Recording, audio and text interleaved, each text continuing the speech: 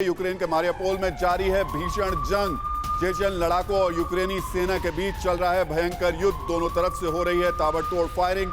Mariupol पर कब्जे के लिए ग्रेनेड लॉन्चर से हो रहे हैं हमले। रूस की किसी भी तरीके से कोशिश है कि वो मारियोपोल को अपने कब्जे में ले, क्योंकि अगर मारियोपोल उसके कब्जे में आएगा तो सीधे सीधे क्रीमिया तक पहुंचने का जो कॉरिडोर है वो बिल्कुल सही और साफ उसके लिए तैयार हो जाएगा। और इसी को लेकर के ये तस्वीरें आप देख रहे हैं। चेचन लड़ाकों और रूस की तरफ से लड़ाई लड़ रहे हैं और यूक्रेन की सेना के बीच में जबरदस्त फायरिंग।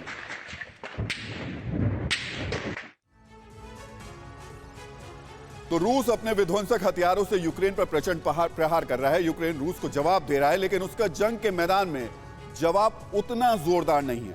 आज नाटो के विदेश मंत्रियों की ब्रसेल्स में बैठक हुई। इस बैठक में यूक्रेन के विदेश मंत्री भी शामिल हुए।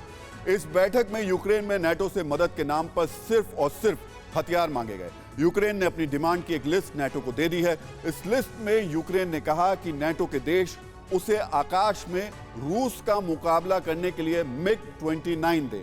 इसके अलावा मल्टी रोल फाइटर F-16 की भी मांग की गई है और multi role fighter F-15 eagle को भी देने की बात कही गई है। वहीं रूस के आग बरसाते टैंक्स का जवाब देने के लिए यूक्रेन ने नाटो के देशों से PT-91 टैंक्स मांगे हैं। T-72A टैंक्स की भी यूक्रेन की तरफ से मांग की गई है। यूक्रेन ने नाटो से आर्म्ड व्हीकल MWMIK की भी मांग की है। वहीं समंदर में रूस के जहाजों को निशाना बनाने के लिए एंटी शिप मिसाइल्स BGM-109 टोमहक को भी मांगा गया है।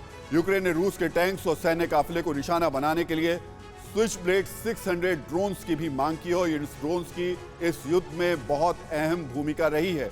और आखिर में आसमान में रूस की ताकत पर लगाम लगाने के लिए यूक्रेन ने एयर डिफेंस सिस्टम S-300 की भी मांग की है। नाटो के देश लगातार यूक्रेन को हथियारों की सप्लाई कर रहे हैं। अब यूक्रेन की नई लिस्ट के मुताबिक अगर उसे नए हथियार मिलते हैं तो जाहिर है जंग में रूस को और नुकसान होगा। परवाह देश की, सोमवार से शुक्रवार रात 10 बजे TV9 भारतवर्ष पर।